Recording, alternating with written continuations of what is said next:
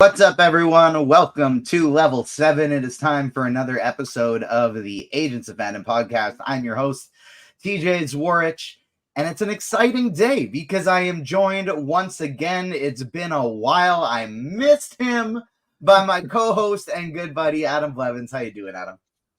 I'm doing good. I feel like that introduction was just a warm virtual hug that I just got. I even feel better than I did 5 minutes ago. But no, I'm doing good. I'm excited. I hate so much that we, had to miss. I had to miss the last couple of weeks, but there's been a couple of great episodes still. Scheduling conflicts. Sometimes it just works out that way. But I'm excited to finally be here and talk about this show that has been exhausting so far to watch other people talk about, but that I personally am very much enjoying. So I'm happy to finally have a platform to say some positive things instead of just listening and reading negative ones.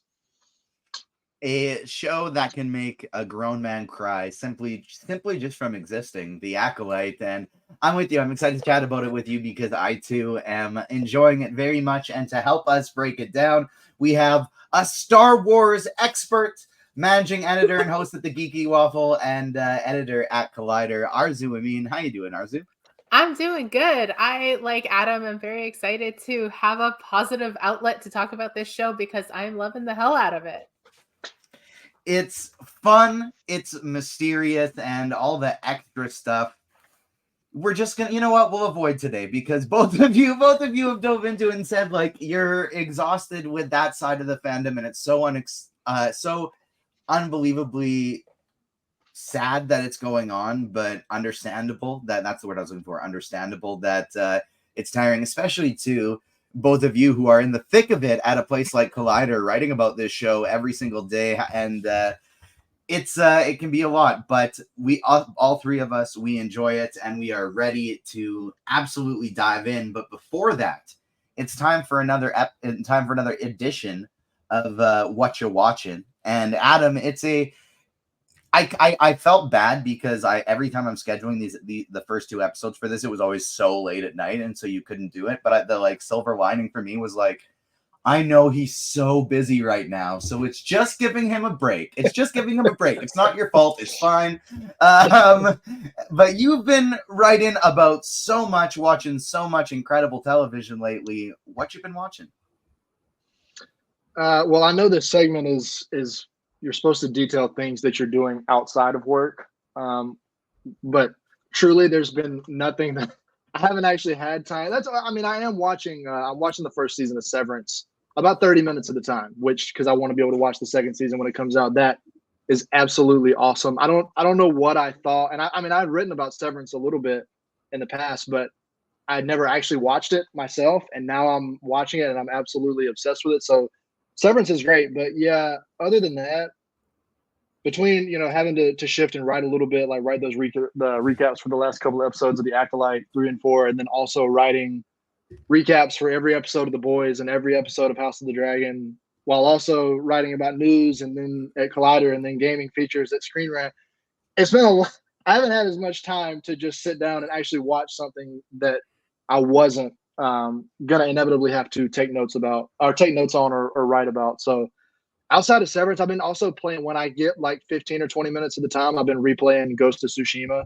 That's one of my favorite games, like all time ever. I love it so much. I play it 2 or 3 times a year, and I have since it came out. It's just like a comfort game. Like, it's one of those things where as soon as I turn it on, I just feel like it's like an escape. The problems of the world, the stress, it just all melts away when I can, even if it's just for like 30 minutes when I can load up and play that game. So pretty much outside of work, we've got so much awesome television going on this month anyway. I'm excited to watch The Bear. I don't think I'll be covering The Bear. I'll probably maybe get a chance to write about it a little bit at Collider. I have so far, but I don't know if I'll be like at Agents of Fandom. I don't know if I'll be doing recaps or anything about that. So I'm excited, definitely excited for The Bear. But outside of Severance and Ghost of Tsushima, for personal enjoyment, that's pretty much it. The rest of the stuff is all, as good as it is, it's still all work related.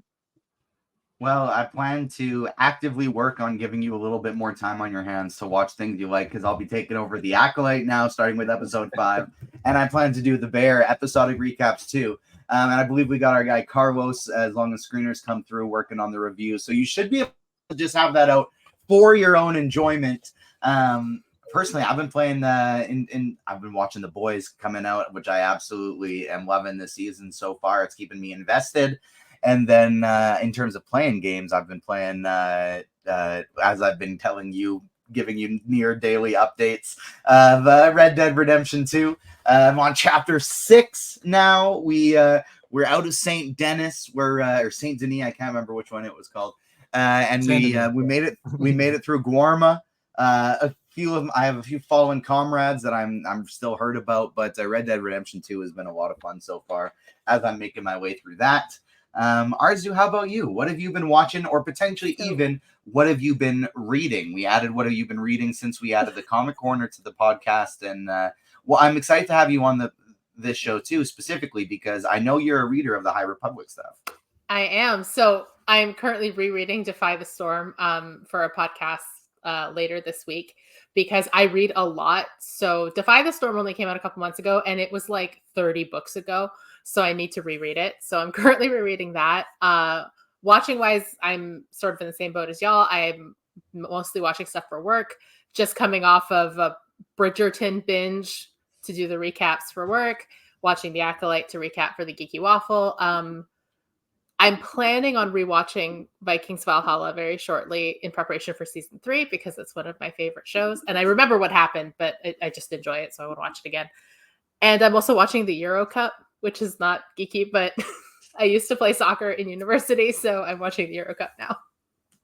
I love it. We got some big soccer, some big football fans over at the Agents of Fandom too, and I know Comic Corner co-host AF Parker has his own, I believe, the Footycast Sportycast, where he talks about soccer as well. So love that, absolutely love that.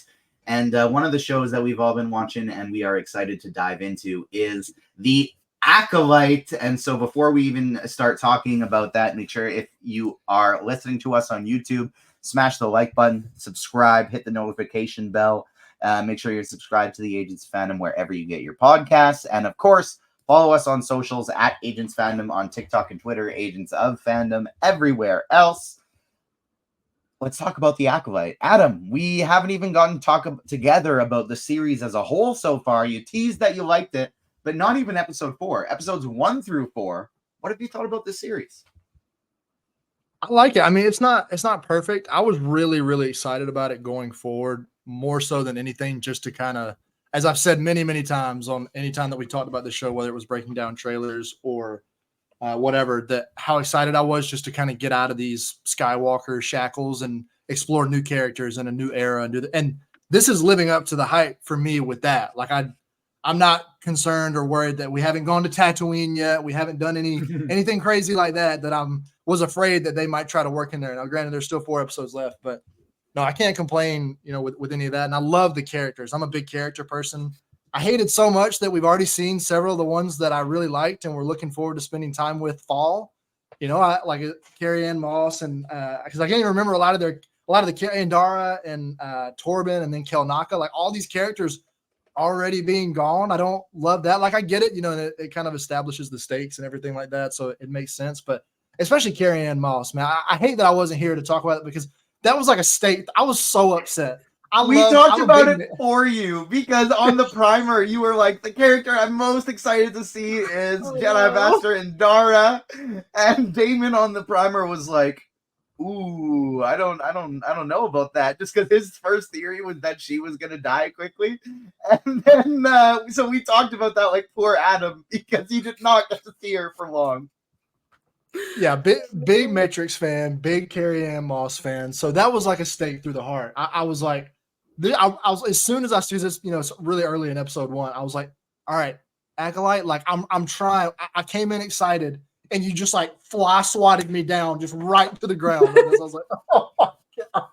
But no, I mean, I'm glad we got her in a little bit of flashback stuff in episode 3. I'm hoping we get more of that because surely, I mean, she's only been on screen for like 10 to 15 minutes. I'm like, surely you don't get Carrie-Anne Moss for 10 minutes. Surely we're going to get some more. I'm holding out hope, even if that may be false hope or hopeless. But yeah, I mean, I love the story. I'm not quite as like, if I had to kind of put it on like a scale, it's more probably 60-40 for me, like more interested in the characters than the story. I want to learn more about this this Sith Lord that we get to see at the end of this episode, kind of for the first time, and really, get to see a display of his power. I have some theories that I know we're going to talk about later as well. Which, as you know, I'm usually not a theory. I'm usually just like, yeah, we'll find out later. I guess I don't know. I'm usually very boring when it comes to theorizing and stuff like that. But I definitely have some stuff I want to talk about with that. But I want to see more. That's kind of the one thing that it's not even really a knock. I know it's more personal preference. Like I just want to see more from the villain than we've kind of gotten so far. I get they want to. It's a very mysterious thing. It's shrouded, but like we always say, you can show the audience different things than you're showing the characters. And right now, we know just as much as all the Jedi that seem like they don't know what the fuck they're doing. Another thing that I can't wait to talk about later. That I'm like, we know just as much as them about whoever the Sith Lord is and what their plans are. And I wish that was tipped a little more in our scales, or that scale was tipped a little more in our favor. And I didn't feel like me and the Jedi both knew nothing, but yeah, I know I probably just went way too long for that. But I like you said, I missed the first couple episodes. This is the first time I'm going to talk about this show. But overall, I love it. I'm super invested to see what comes next, and I just love spending time. Soul, anytime he's on screen, we're gonna talk about it later. I know, but I love the character so much, and that's why to me this show's just been a pleasure to watch.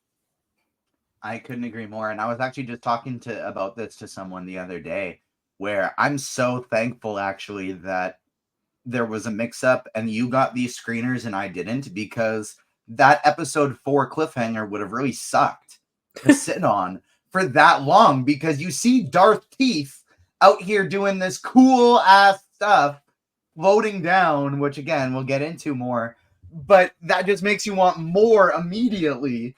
And so to be sitting on that for like the last 6 weeks, it's like, well, damn, I need more of this character right away. Arezou, what have you thought of the first 4 Acolytes episodes of the Acolyte? Who are your favorite characters? Are you part of the Yord Horde, or who have you attached yourself to in this show? I don't know, maybe more Soul Patrol than Yord Horde, but I'm loving it. I'm, like you mentioned off the top, a really big High Republic person, and this is kind of delivering on everything that I love about the High Republic. It's the Jedi, but they're flawed. It's not Luke's vision of the Jedi as perfect. It's not Anakin's vision of them as like corrupt or like, all of that. It's just they are flawed individuals in a flawed system. Some of them are doing their best, some of them maybe not. And like the stakes are High Republic high. Like Light of the Jedi introduces you to all these people and then kills half of them immediately. And the Acolyte did the same thing. So in terms of like the pacing and the story, like I'm really liking how it's drawn out. I really like that it's not the mystery I thought it would be in terms of like who is killing Jedi. We know who's killing the Jedi. We kind of know why, but we don't really know why. And that's the mystery. The who is the Sith Lord is the other mystery that I don't think I was expecting. I'm definitely sort of 50-50 in terms of investment in characters versus plot, because the plot is all of that kind of lore. Lore has gotten just such an exhausting definition over the last week, but like it's this very Jedi lore heavy stuff that I tend to really enjoy, like the freaky Force stuff and what can the Force do, and like the idea of different Force users outside the Jedi. Like there's so many really cool concepts that this show is addressing that I'm really excited about. Character wise, I love Soul. I'm worried about him, but we'll get into that in a minute. Really interested in learning who Darth Teeth is. May, I absolutely adore, because I love a I'm dark side user. Chimere is also fascinating because I don't trust him for a second. So yeah, I think this is like my favorite Star Wars show, for all that it used to be Obi-Wan because of my like nostalgic attachment to that character, because that is my favorite character. But I think this took the top spot for me. I love that. I love that so much. Jeez, this show is just bleeding into my words right now. But I too am worried for our guy Soul. He is the last remaining survivor of the Jedis who were posted on May and Osha's home planet. And I love that you said this mystery is different than you thought it was going to be, because I love that aspect of this show. I can't help but theorize always and try and solve mysteries within mysteries as shows are coming out. And the ADHD just runs rampant. And this, every time more is uncovered about this mystery, there's more questions than there is answers. And the mystery changes each episode. Like I really thought May was going to be an antagonist for longer in this series. And then we get the immediate heel turn this episode when she finds out Osha is alive. But before getting to that, something I thought was really, really fun, because again, this show just can be sci-fi, fantasy, Star Wars, but still a accurate depiction of reality, as it represents all of these different peoples telling stories that we don't typically get to see in Star Wars. And one of the first ones, it was confirmed by Daphne Keane, who plays Jackie, one of my favorite characters in the series so far, that she played the opening of this episode as though her character was kind of crushing on Osha. And that's why she was not so happy for Osha to be leaving. What did you think of the Osha and Jackie vibes we've gotten in this episode throughout the first 4, Adam? And I gotta say, you know what I'm just realizing right now? This is just a mental epiphany. There used to be so often on this show where I would just be able to spring something on you and be like, this piece of news happened. And you'd be like, what? That's crazy. I didn't know about that. I'm just hearing about this now.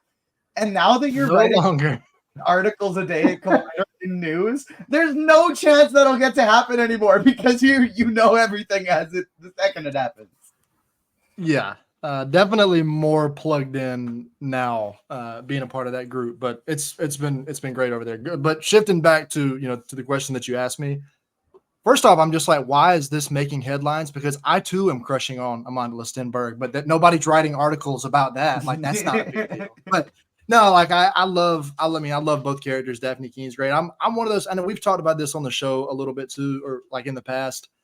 I think romance is a really, just in general, by the way, because like I love both these characters, and I'm all for if they want to get into a little romance action like that. But romance is really hard in movies and TV to kind of pull off. And honestly, I didn't pick up, like I wasn't watching that and being like, oh man, like I hope that they end up together. I'm here for it if they do, or if they don't, I'm not going to be devastated by it either way. I'm not, like, when I saw that piece of news, like I know a lot of people were either, as seems like as the fan base has either been really, really excited, or people were just completely up in arms and trying to just shove everybody's excitement down the drain, which was really, really annoying. But I'm kind of in the middle. I know that's not as the super exciting answer to give, especially on a podcast where you got to talk about all the extremes and have these crazy takes. But no, I definitely didn't. I wasn't picking up on it like, oh man, there's a little something here. But then when I rewatched it today, having that kind of like that added context that Daphne King gave to it, I felt like I could maybe see a little bit of where she was coming from, because she definitely seemed really sad that, like, because when Osha says she's leaving, there was a little look on her face. I was like, oh, okay, I see it now. Like I didn't know about it before, but like I see the vision now. So whether it happens one way or the other, I have no idea. That seemed to me kind of like the drop where it's like, hey, just a heads up, this isn't going to happen in the show, but it was kind of something that I wanted. It's like that was my read on her quote of the situation. So I don't know. I'm all for it, but I'm also not going to be devastated if like we don't see a relationship between the two of them come to fruition. Arezou, I'm interested in your thoughts on this as an Obi-Wan Kenobi fan, because something that I'm a big fan of is Jedi crushing on people. Because, they're not supposed to have these attachments. They can have feelings, but they're not supposed to have these attachments. And one of my favorite Clone Wars arc is Obi-Wan Kenobi with Duchess Satine. With Duchess Satine, exactly. We played a game of to steam or not to steam on the podcast last week with Jamie. And Obi-Wan Kenobi was a character thrown out there, and we basically all came to the same conclusion that before a date with Satine, Obi-Wan is steaming. Other than that, probably not steaming. But before seeing Satine, definitely steaming. What do you think, Arezou? So I am the type of person who will see romance, even if that's not what they're intending. The High Republic is great about it because there are a lot of these interpersonal relationships and like romantic relationships and just kind of casual sexual relationships and relationships on the rocks and relationships of convenience, and there's all of this kind of stuff in the High Republic. So going into the show, I'm like, okay, we are going in with that lens anyway, but I'm the one who was out here shipping Boba and Fennec. I'm the one who, like, you know what I mean? Like, I will ship anybody, anywhere, anytime. So I'm looking at these vibes. I'm looking at Jackie and Osha talking, and I'm like, it's just me. It's just me seeing this because I see this everywhere. And then Daphne King came out like, yeah, I was doing that intentionally. I'm like, oh, thank God. Like, I'm not just making things up. But I hope somebody has a relationship in this show. I would love it for them to be them or whoever. Just like, please, there's such a precedent for it in the High Republic. It's X-Men 97 vibes a little bit, where you start getting these incredibly cool superpowered people and you just put them together in a room and see what happens. And they're it's just so awkward once you do. Yeah. Like, they've got all these powers and it's just like, so you're leaving? Yes, Okay. exactly. And it all comes back to just like they could talk themselves through any type of strategic mission, you know. Jackie is so good with her words when it comes to planning, and then you get in this situation where the feelings are involved, and it's like oh yeah, she is a teenager, right? Like it's such a fun little dynamic to see. Osha is a character I can't fully get a read on yet with like her intentions and her goals, you know. She just seems so willing to dip out as soon as things get tough, and it kind of seems like it's from, you know, not wanting to disappoint people, not feeling wanted, not feeling fully accepted. I think a little bit is kind of the read on her a little bit. She tries to just disappear without talking to Soul. She wants to get out of there. She doesn't want to be part of capturing May. She says it's good enough to know that she was alive. And she's the Jedi's problem now. It's kind of odd. What are your takes on this this character, their motivations? We got to see the flashback almost strictly from their perspective, Adam. It's kind of May and Osha, they're the parts of this mystery I feel like I have the least handle on. You know, the May heel turn kind of came so unexpected for me. Osha just not wanting to be part of it and wanting to, you know, just be out, going back to fixing ships on the outside of doing dangerous shit, but not actually doing anything of importance. It's odd. What are your take on these characters? Well, no, I agree with you. They're throwing a lot of wrenches in there because to me, like I was like watching Osha just like being like, yeah, this is the Jedi's problem, not mine. And I was like, that's your sister. Go with them and rescue her and like, or find her, whatever you need to do. And then, but she just seemed so content to just go back to the life she was living before. And then the same thing with, like you said, with May, when she just all of a sudden was like, no, I'm going to turn myself in. That was like a very quick change of heart. Like, and I mean, I liked it because like it kind of made sense that because it also seemed like she was, I say it was really quick, but rewatching the episode today, I did notice there were like a lot of seeds of doubt on that hike for like the first like kind of 15 to 20 minutes of this episode. And she's like replaying everything in her head. She's like, you can almost see her being like, this doesn't really make sense what I'm being asked to do here, or like why I'm being asked to do it. Or it seems like there's like a 99% chance I'm going to die.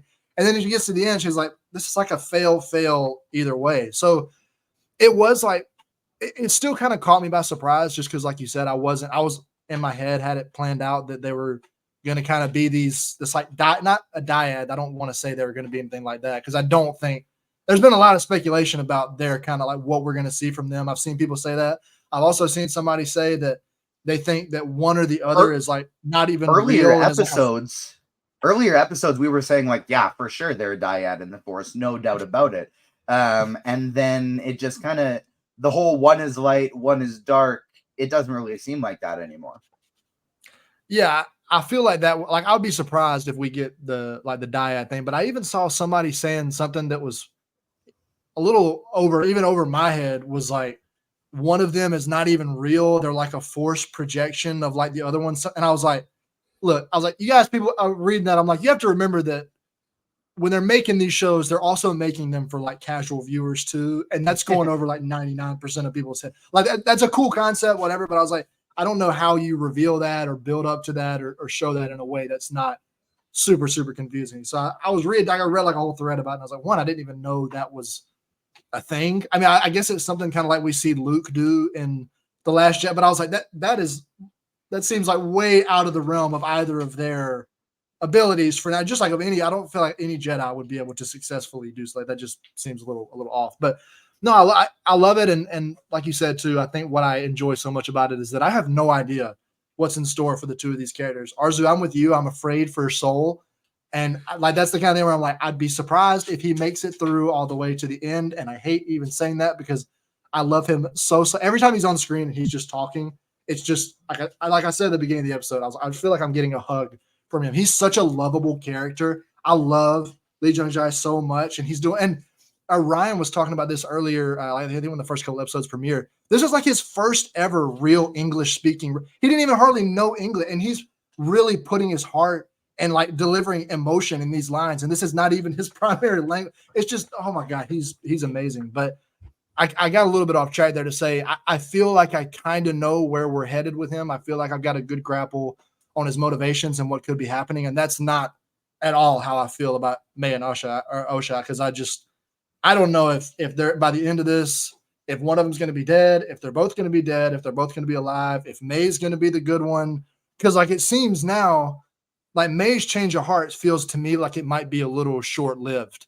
Because the Jedi, I would be surprised if they believe her. She's like, no, I didn't do that. Like it wasn't like, or that this change, whenever she tells them, if that's what we're like, this is a lot of speculation, but my first read on that was like, oh yeah, this was like super, they're not going to believe her at all. They're still going to believe that this is some kind of, she's in cahoots with her master or whatever. So I have no idea what's coming, especially for Osha, because it seems like you said, she kind of just wants to get out of all this, but I don't know. That's why I love these characters so much, like these two in particular, just because they're like the most mysterious part of the mystery to me. And I can't wait I think we're coming up, we're going to talk about like the actual Jedi and like the council and stuff like that, which, oh my God, the Jedi never fail to give me a fucking headache. But yeah, I can't wait to talk about that. But yeah, Osha and May are great because I want to know what's coming, and I feel like I have no clue. Even though I didn't expect it, the May turn made sense to me because it's like her character motivations were my whole family is gone, my whole coven is gone, my sister is gone. I have nothing, therefore revenge is all there is I can seek.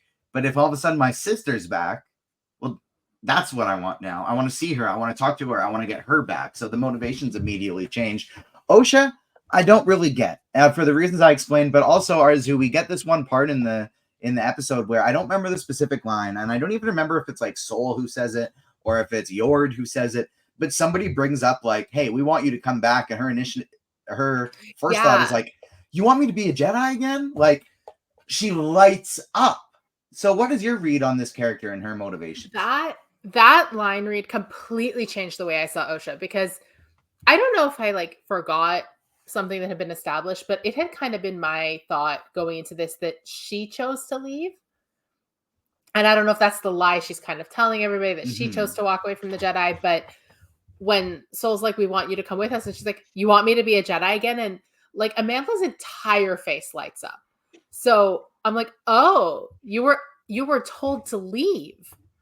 You were kicked out of the order, and now you think you want back in. So her detachment from the Jedi to me reads as like a protective detachment. Like, I'm not gonna, it's the Jedi's problem because they didn't want me. So I'm not going to sit here and volunteer for this organization that told me to leave. So I think that kind of completely changed how I saw Osha as a character. Cause I'm like, oh, now this is somebody who's been like wounded by the Jedi Order. This is Ahsoka post temple bombing. This is somebody who is just going out in the galaxy and like, I'm going to figure myself out, because the family I thought I had and the life I thought I had is not an option anymore.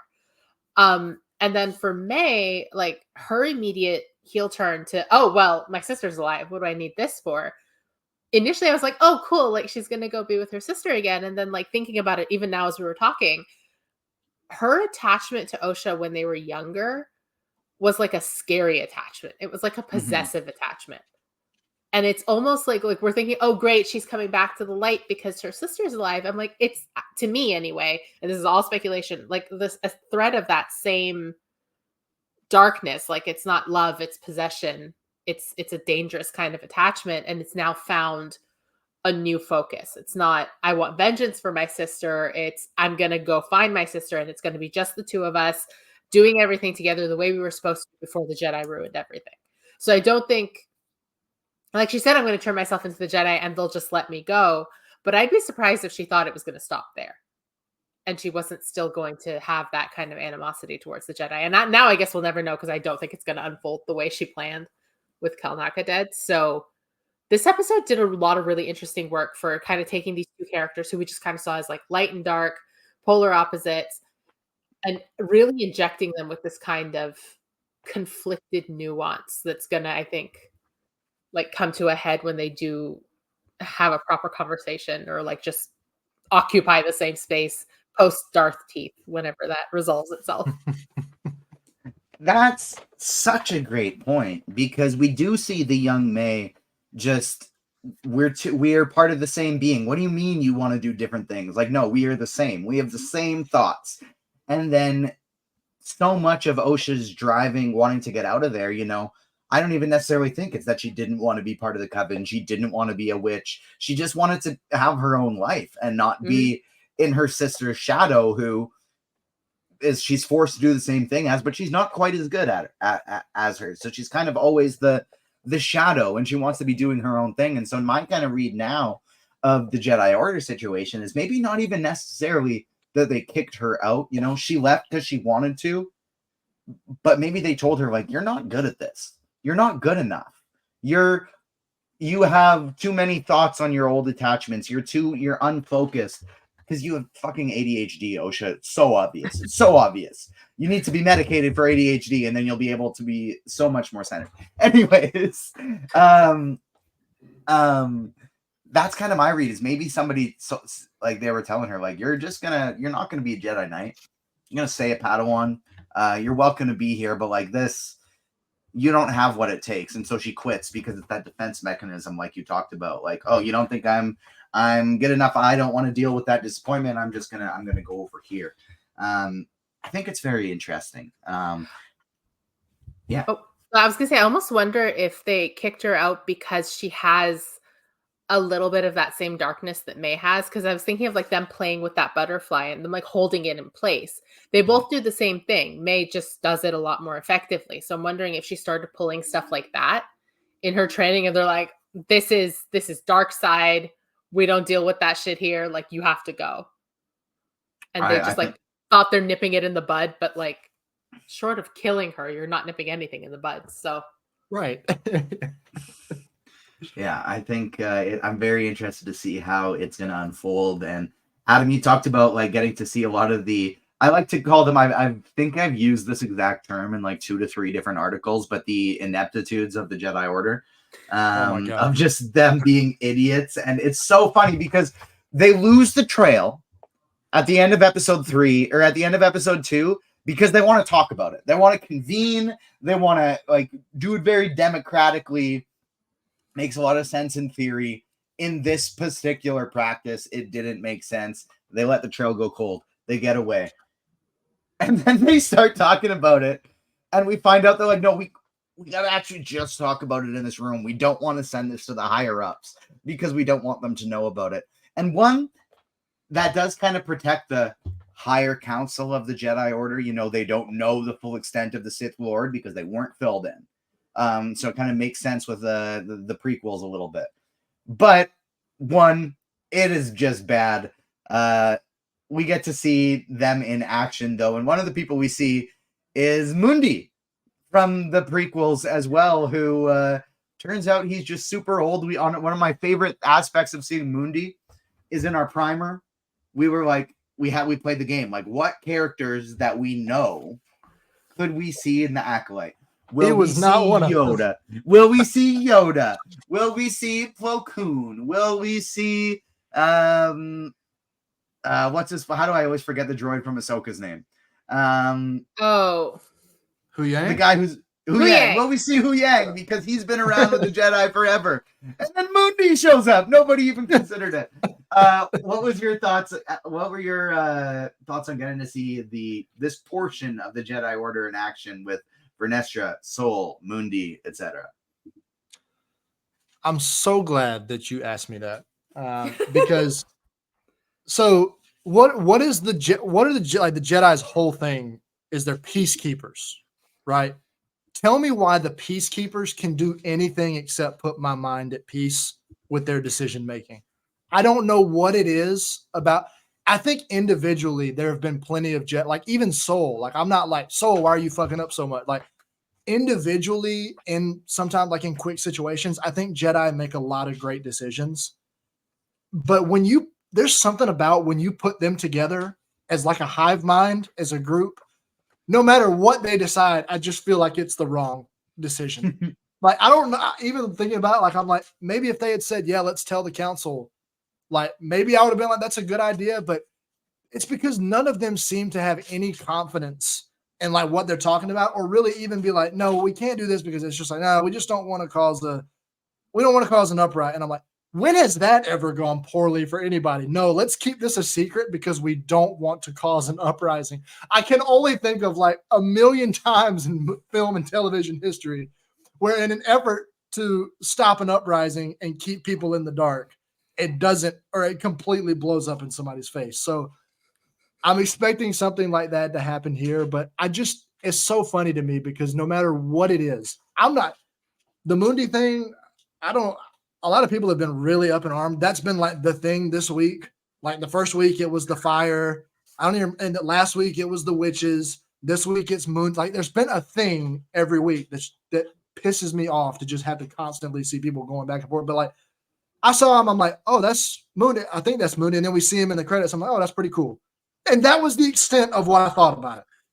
And it's like, then to other people, they're like, no, this just completely decimates this important line from the prequels where he says the Sith. And I'm like, do you think when they were writing this movie 20 fucking years ago, they were going to do that with like the preparation that maybe he would appear in a Disney Plus show 20 years later? No, like, oh my God, people. Obi-Wan Kenobi is from the planet Stu-John because George Lucas was on Jon Stewart. Was that you who tweeted that? I didn't tweet it, but I did know that. When there was the tweet, there were so many of those tweets that went viral that it was like, what's a stupid fun fact you know about Star Wars that somebody else might not know? And they talked about how George Lucas went on Jon Stewart and was like, what planet is Obi-Wan from? I don't know, Stu-John. Because he was on that show. And I was like, how could we ever be worried about small retcons when that was this dude's mindset? But also, if people are going to get mad about his age, he did not have a canonical age. He had a Legends age, which is fine, but this isn't that. Like, that's not canon. But putting that aside, like that whole line of like, oh, we haven't seen the Sith in generations. The only conclusion anybody in this meeting draws is that May might have been trained by a splinter order. That is the end of their reasoning. Now, they're all on Kofar, the Jedi there. Frankly, if they all make it out, I will be shocked. But like the Jedi there are seeing a guy with a red lightsaber. And like if the Sith haven't been seen in thousands of years, that's probably not their first assumption that this is a Sith. They're like, this is something else. This is a different Force user. This is a person who has corrupted a kyber crystal. So we are assuming they have read all of the Star Wars books and seen all of the movies and see the red lightsaber and come to the conclusion that this guy is a Sith and then go back and report this to Mundi, who is then going to forget about it in 100 years. Whereas like they haven't seen Star Wars. They don't know this guy's a Sith. They're not speculating with their friends about what's going to happen. Like they're in it. They don't know he's a Sith. They might reach that conclusion. They might not. They might tell Mundi. They might not. Like he might choose to not believe them. There's so many. We might never even see him again. Like there's so many things that could happen between now and then that in no way does this contradict. Like I know about Star Wars contradictions. I know when the contradictions don't make sense. This isn't one of them. Exactly. Couldn't agree more. Very, very well said. One of the aspects of how the council acts, I think one of the reasons it rubs me so much the wrong way, and as a fellow Canadian, Arezou, maybe you can see a very similar sense. But a mindset that I feel the Jedi have, it bothers me so much, is so much that I see a lot of people in Canada that it's like, we're Canada. You know, we're not the United States. We're the good ones. We don't do bad stuff. We don't take children, as Soul said in the thing. Like we don't do that. But then Yeah, yeah. as you actually get educated of the history of Canada, the history of the Jedi, you know, you find some pretty dark shit. You find some pretty sinister shit, taking children in both cases, for example. And the parallels draw pretty close. And it's so much, instead of, hey, because we're the good guys, we need to acknowledge this bad shit and figure out how to learn from it, figure out how to change it, you know, reconciliation. Mhm. Instead, it's we got to keep pushing this further and further and further on the rug. Hope people don't talk about it because we're the good guys. Like Yeah. we're just gonna push our sins down and not talk about them instead of acknowledge them. I completely agree. I think there's like, you know, like the Canadian stereotype of like, oh, like a war breaking out in Canada. It's just two people trying to decide who to hold the door for. Like, no, there's real problems here. And I think, like with Canadians, the Jedi, individual Jedi, like Soul, like Obi-Wan Kenobi, like all of these people are great people and they're doing their best in the situation that they have, in the job they've been given, in the role they serve in the galaxy. They're doing their best and they are well-intentioned and they're good people. The system they operate in is so fundamentally cracked and broken that it's like they're trying to navigate that. Like when they're all in the room, all these people individually probably don't feel the way they're communicating in that moment, but because they feel this pressure in front of their peers and in as representatives of their organization to like do something and like have a stance and do a certain thing, they're all kind of coming across a little more shady than they would otherwise because of the system they're trying to operate in. And this, especially when you look at it in the High Republic too, where Jedi are so much space cops, you know, that's kind of like they're space detectives, and it does give very heavy law enforcement vibes of no matter if you're a good individual, when you're, like you said, operating within a corrupt system, you're still a lot of net negatives, no matter how many net positives you're trying to accomplish there. So I think that's such a great point. So as a button on that, it's such a tragic fall from the books to this point, because in like the early books, they're not really like an arm of the government. They're just space monks who are good with weapons and are called in an emergency because like the Republic Defense Coalition is just tapped out. But by the time we get to the show, Vernestra's out here telling Soul a couple episodes ago about like, we can't do this. Our political enemies will use it against us. I'm like, what enemies? What political enemies? You're a monastic order. You're not supposed to have political enemies, but like they have. This is why church and state aren't supposed to cross over. It's like it is one and the same. They have fallen so far into like a branch of the government that like this is now kind of the effect of that. We were introduced in this episode to a fun little character named Basil. He's a little cutie man, and I gotta say, this tweet got 2 likes. 2 likes, that's it. And it may be the tweet that I'm most proud of in my entire life. I just think it was hilarious. I put a picture of May and Osha, and then beside it is a picture of Basil, and I say, twins Basil, as if from Austin Powers. And I am so proud, and I think it went over everyone's head. And I put this out, and I was like, this is fucking gold. I'm going to give that a like when we're done. Twins Basil. and it just got no attention whatsoever. I was like, this is why you don't put validation in social media. This is why you don't care, because I really thought this one was going to slap. Adam, what do you think about Basil and his addition? Because the line read of Osha being like, who the fuck is that? Who is that? And you're just, that's Basil. That's just our little friend. It was incredible. Yeah, the part where she was like, she referred to like Basil as like a species, and Yord was like, that's his name. Yord has a couple of moments like when they're walking right there that I literally had talked about, or like mentally noted. There was something that he says in that interaction that just made me like laugh out loud. I'm annoyed at myself because I can't remember it off the top of my head, but oh my gosh, like Basil's adorable. That's what, like, Basil's adorable, and I don't know what I want to look up now. Is like I'm driving myself nuts. Who does the screaming, the voice for that scream? Because that's like top tier voice. You know, you get a lot of like bad animal screams in situations like that where you're like, oh, that's not probably whoever's D. doing Bradley the Baker. I bet you it's D. Bradley Baker. Right? It probably will, because they bring him in to do pretty much everything voice related for Star Wars and everything else apparently. Because like I actually, just to go off on a little I looked through his IMDb the other day. He is in everything. He's all Like, the if he even animals gets and everything. If he even gets paid like $5 for every voice act, like he still makes more money than anybody that I know, because he is in, like, per year it's like 50 or 60 projects. Like I don't know how he does it. It's amazing. But Like no, Basil's great. Appa, Basil's he's great. Appa, he's Morris in Yeah. Shang-Chi, he's Eagly in Peacemaker. Like any animal, it's D. Bradley Baker.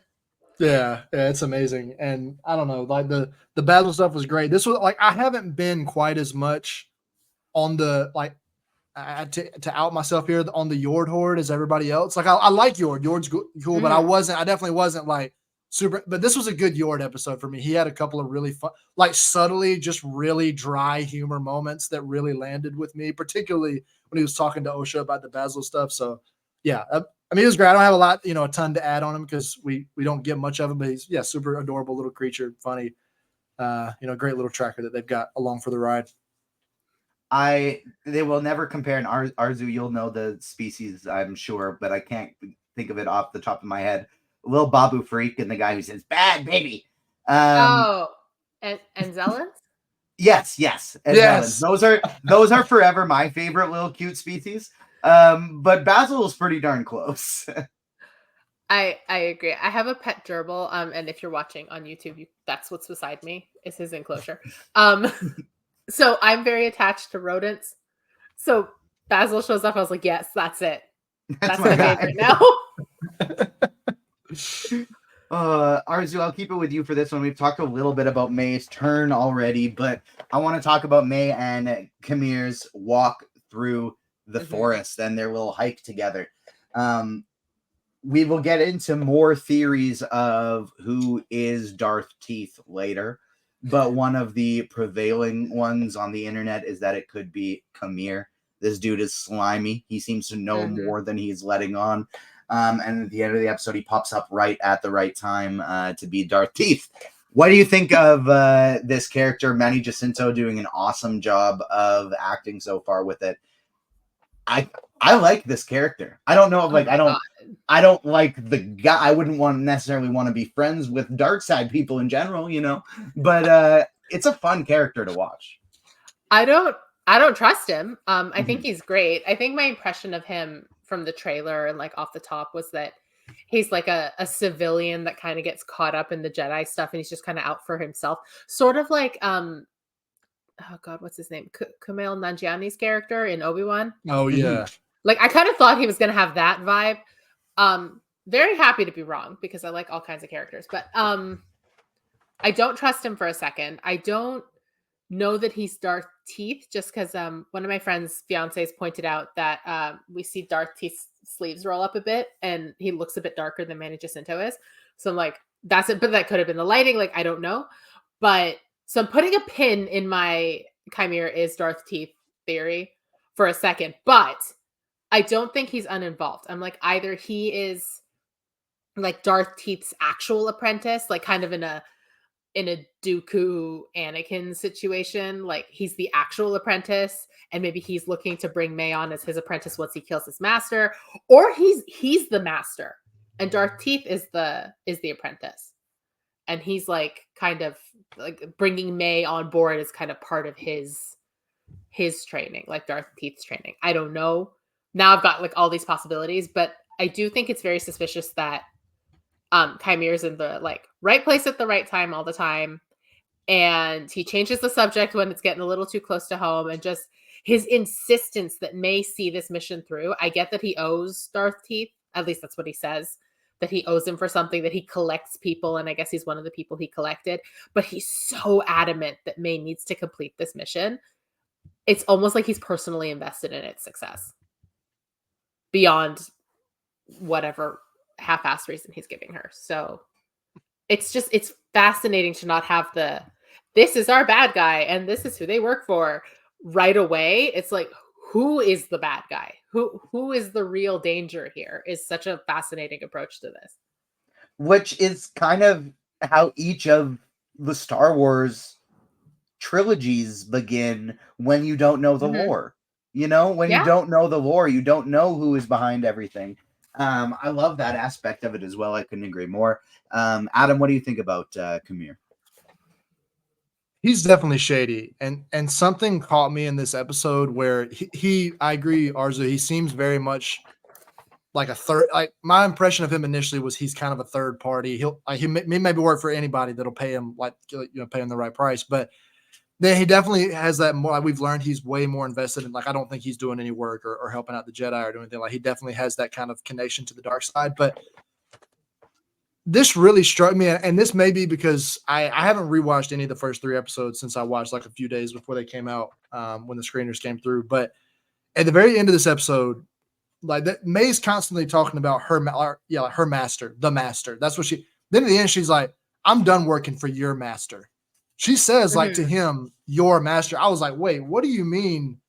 What do you mean his master? Like I was like the Jennifer Lawrence. I was like, what do you mean? Like, what do you mean? Wait, his master is he? Because like that was the first thing, and I like even rewound it. I was like, did I really just hear that right? Because that made me initially think, okay, there's way more to him than we're getting now, and he just seems like he's like I think Manny Jacinto is putting on a great performance in the show because it feels like he's holding back and giving us like the surface level of something that we're going to learn a lot more about later, which I love. I think he's Darth Teeth. That scene, like, I think one of 2 things is good. Like, I know that's the easy, like, that's the most obvious, like, cop out answer to just get, but like, I think one of 2 things has to happen. Like, if it's not going to be him, we have to start learning. We have to learn who he is, who Darth Teeth is, like in the next episode or 2, and start to kind of get some context and some backstory on him. Otherwise, if we get an end of episode 7 reveal where he takes off the helmet and it's like, who's this? The character that we haven't spent any time with. Like, why am I supposed to be shocked by this reveal if I haven't spent any time with this character? So, whereas opposed to like, if they don't want to show us much of anything and then we get to the end of episode 7 and he takes off the helmet and it's Manny Jacinto, I'm like, oh shit, it's Kamir. Like, I'm freaking out. Whereas opposed to if we don't get anything, I'm like, why am I supposed to care about this reveal? So I feel like it's going to be one of those 2 things, and honestly, I'm perfectly fine with either one. I don't have like a preference that I can think of like at the moment, but I definitely feel right now if I like my gut is telling me that he's like Kamir has got to be Darth because it's way too convenient the way that all shakes out. Like he falls into this trap, and also I see one thing that bothers me so much about the fandom is when people are always like, well, how come such and such can't sense if this is and I'm like, we have been over this so many times that like powerful force users can so easily shroud themselves so people around them don't sense them. Like that's like the most common knowledge it seems like ever, but people are still like, I saw people talking about that today. They were like, no, it can't be him because somebody would have sensed him. And I'm like, I really don't think if he's like really this powerful of a force user, which I like if it ends up being him, obviously he's a very powerful force user, strong enough to push back 10 Jedi, like send them flying back. I don't know when the last time we saw something like that was, short of Palpatine shooting lightning up into the air and disabling thousands of starships. That I think probably takes the cake over this a little bit. But no, I mean I don't know. It definitely seems like it either has to be him or we've got to start learning about who this is, like coming soon. Otherwise, it's going to be like that reveal. I feel like is going to fall a little flat because there's only we're already halfway through, which seems kind of crazy with the 2-episode premiere. You get moving a little quicker, but it is hard to believe that this was a mid-season finale, of sorts, if you want to call it that, because that's I don't know. It's this I don't know. This show's nuts. I know I'm just rambling now at this point. I haven't podcasted in like a month, so my brain just feels like it's mush. But this show is just nuts. I'm so excited to be talking about this show that I just can't form coherent thoughts. I'm gonna if either of you want to talk more about Kelnaka, feel free next time I throw it your way. I just kind of want to skip ahead in the rundown a little bit because so we can continue with the Darth Teeth talk. But like Kelnaka being already dead when we like essentially see him for the first time in this episode, another huge surprise for me I didn't see coming. I hope we do get to see more of him later, just because I think the idea of someone as strong and powerful as a Wookiee also being a Jedi is so cool. But I'm on the side that I don't think he is Darth Teeth, or I'll do my secondary theory after. But the reason why I think this is because I basically had the exact same thought as both of your coworker Maggie Lovett tweeted out that this is a pretty strong red herring, and we're supposed to think this is him, and it's to set us off in the wrong direction, because that's so much of what this show has done so far. Oh, it's May, it's the main character. Bam. Oh, just kidding. It's Ocean. She's here. She wasn't in the marketing, but she's going to be the main protagonist that we're leading with the whole way. Oh, here's Indara. Here's Kalnaka. Here's Torben. Just kidding. They're all dead. It seems like they really want to throw us off in this show. So I think either one, it's not him, and they're trying to make it look like it's him. You know, he shows up right there after being so close in this episode. He had a little baggie that looked just about the size of a helmet in his over his back as they're going through that hike. Or, and I think this is actually the one I'm leaning towards a little bit, he is Darth Teeth, but this is a Phantom Menace situation, and that is the Maul of this story. The guy with the teeth mask, the guy who's so cool, is the Darth Maul of this story, and we have not met the Palpatine yet.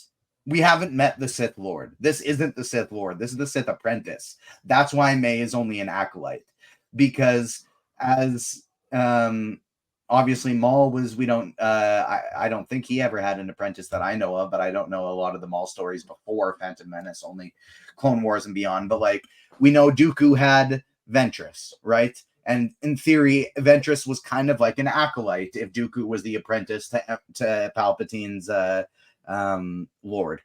I think that Kimir could be Darth Teeth, but he is only the Darth Maul of this situation. He is a wildly powerful apprentice, and we have not yet met the true Sith Lord. Or I think maybe it could be Mother Coral.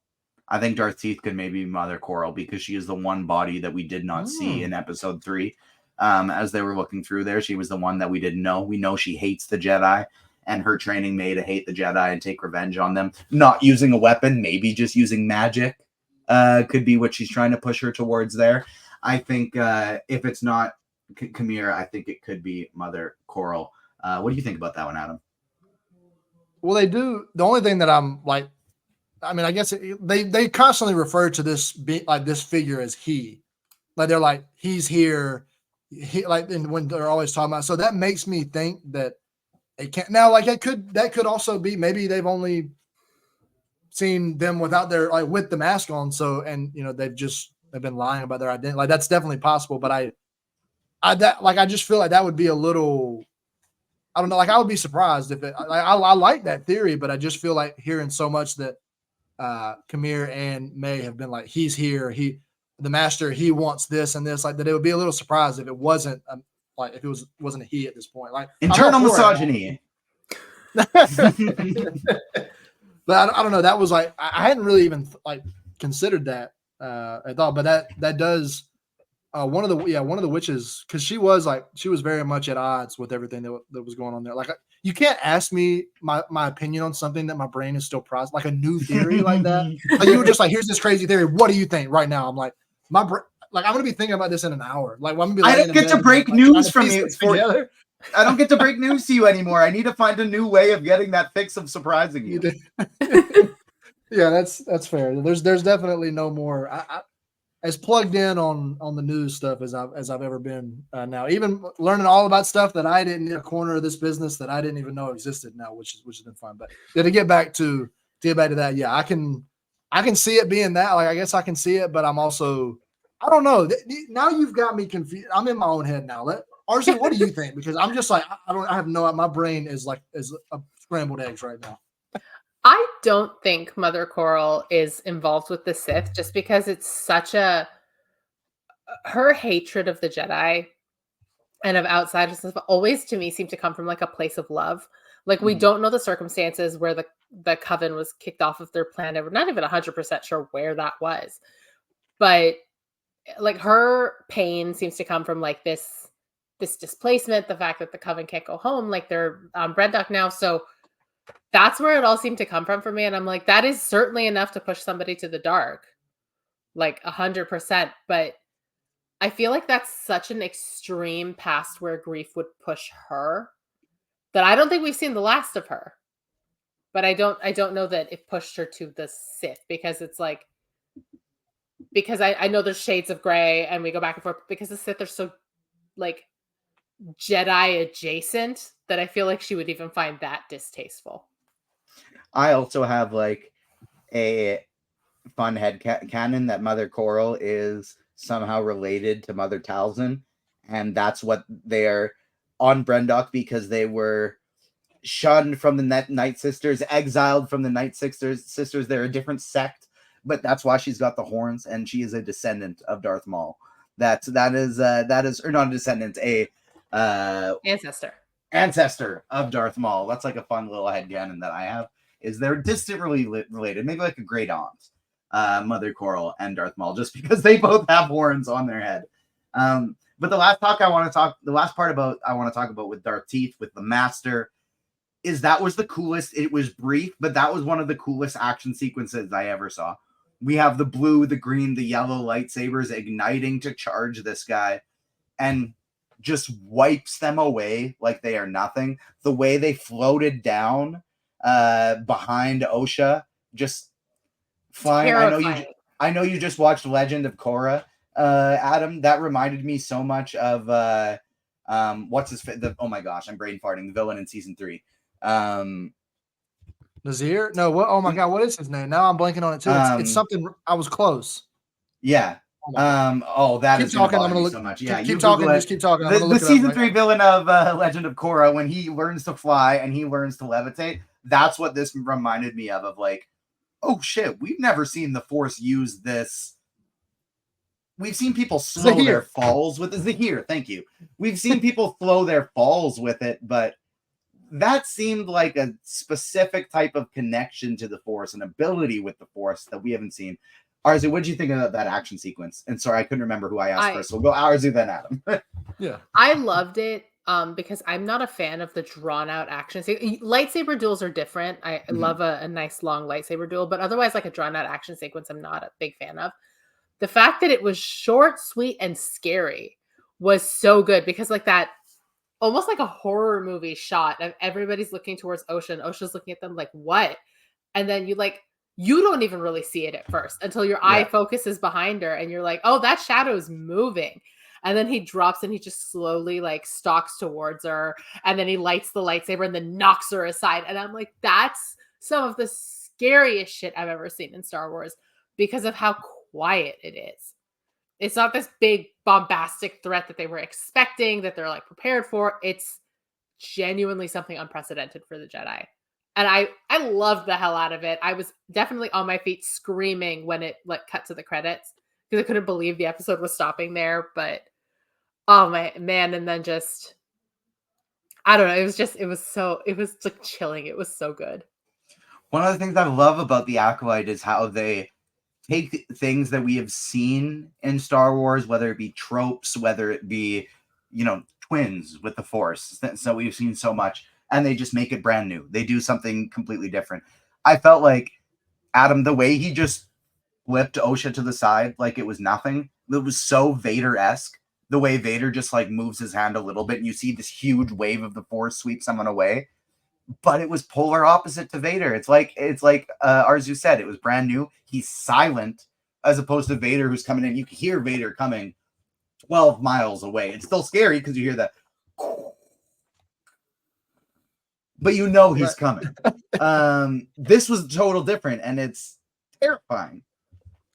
So whoever choreographed this scene has definitely played Jedi Fallen. They're definitely a Jedi Fallen Order fan because there's 2 moments here we have seen, not quite as slow, but in like the very beginning of Fallen Order, that's exactly what Trilla does in her first interaction with Cal. She jumps from like 100 feet up and like glides down. Now it's not quite as slow, like because this motherfucker right here, it was just like hovering, like it's like barely, like it took him 5 seconds to get. Now Trilla was a little different; it was slower, but that's still exactly what she did. She jumped from way high up and slowed her fall.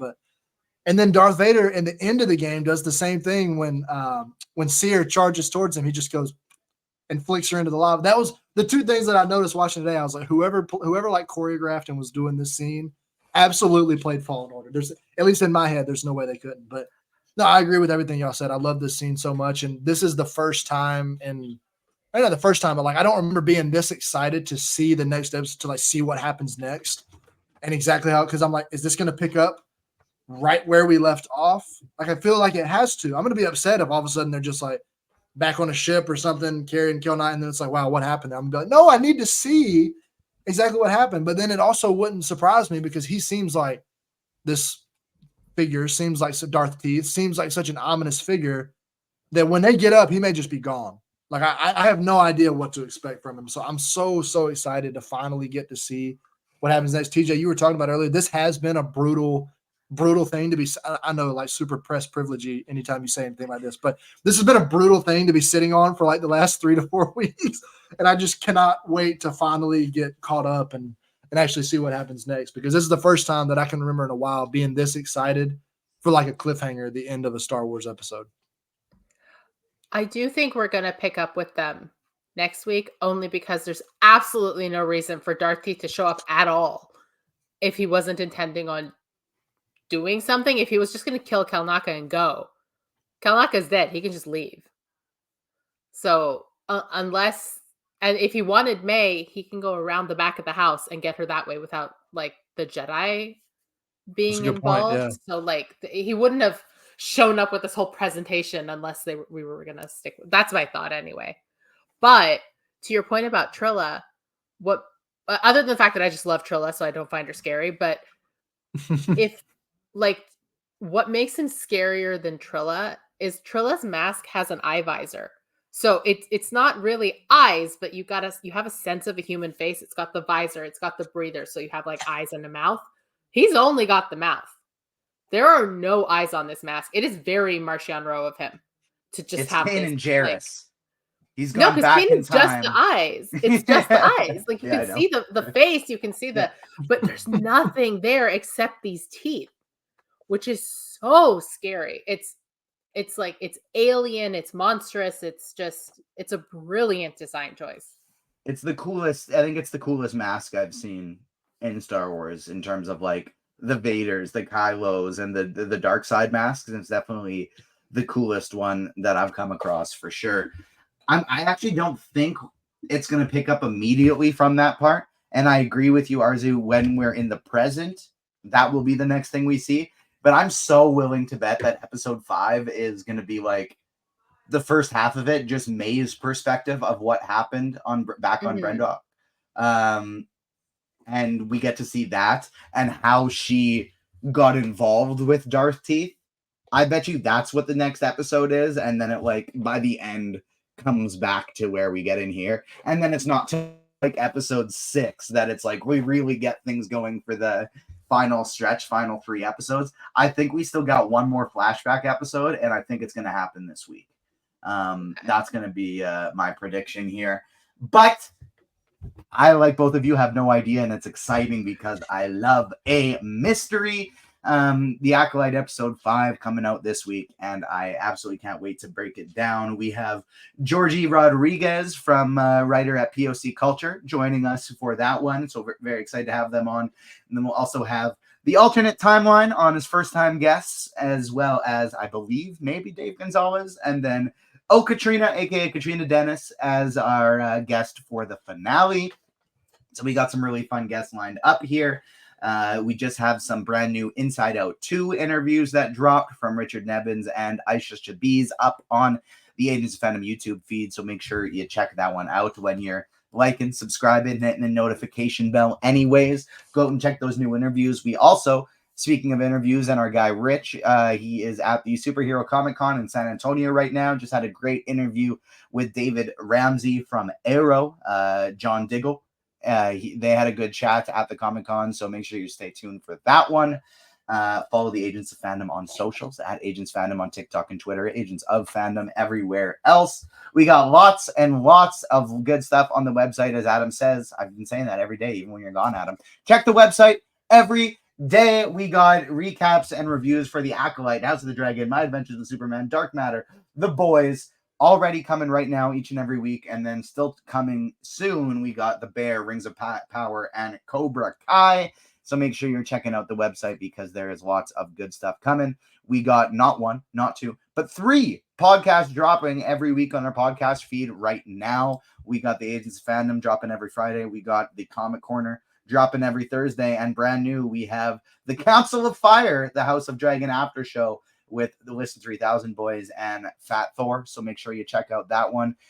They've been having a lot of fun and doing a really great job with that new podcast. And speaking of pods, Arezou, you host, I know a few of them yourself. Yeah. So where can the people find you on socials, and where can they find your voice and your words? Yeah. So socials, Twitter is the best place. So it's at Arezou Amin there. It's at Arezou2 on Instagram if you are so inclined. I love your I have Instagram like Blue handle so Sky much. and Threads. Sorry? I love your Instagram handle so much. My friend came up with it, actually. My friend Chelsea came up with it. Which, speaking of Chelsea, she and I co-host a Stargate podcast on the Geeky Waffle Network. So it's a rewatch podcast. So I think we're currently watching season 7, but I think we're somewhere in season 6 on the feed right now. We've got the Geeky Waffle, which I co-host, Space Waffles. We have What's Glup that Katrina hosts. Obviously, Candace is our big boss involved with all of that. My words are also on the Geeky Waffle. They're on Collider. And because this is, I guess, out to subscribers now, so it's okay to say, if you pick up Star Wars Insider this month, I have an interview with Leslie Headland in there. So, but disclaimer, the interview was conducted before I saw the show, so I'm not an idiot. I just hadn't seen the show yet. Well, we definitely knew you were not an idiot, because you have some of the best Star Wars insights. So every time there's a new show that drops, I love getting you on the podcast for at least one of the episodes, because truly you are one of the best in a fandom full of so much toxicity. You are one of the very greatest rays of light within the Star Wars fandom. So we are very thankful to have you on the podcast. It was fun because you and I had already met, and now I was telling Adam who the guests were going to be, and I brought up it was going to be you. He was like, "Oh, we work together like every day now, so that's going to be fun." And so it was really great to get to have you on. And like I mentioned, we got some great guests coming in the future as well. So make sure you follow Arezou on socials. Check out the Geeky Waffle. Check out her words at Collider. And we will be back next week talking some more of the Acolyte. Thank you so much for tuning in, everyone. On behalf of myself, Adam, Arezou, all the Agents of Fandom, we will see you next week. Peace.